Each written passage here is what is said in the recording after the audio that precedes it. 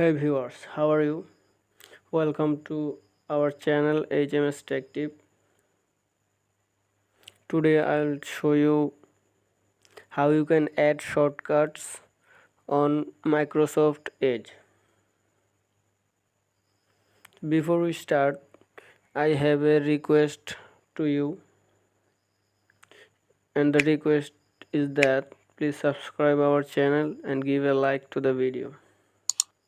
So let's get into the video.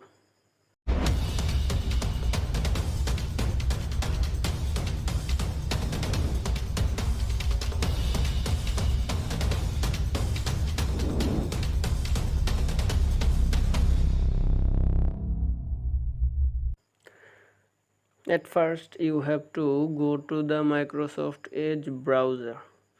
So I have come to Microsoft Edge. So here you can see this plus icon. By clicking this plus icon, you can easily add shortcuts to your Microsoft Edge browser. So let's say I want to create shortcuts of YouTube. So click here. Here you have to give the name of the website. Okay, I'm giving. Okay, here you have to type the URL, or you can paste the URL here. Okay, I am typing the URL.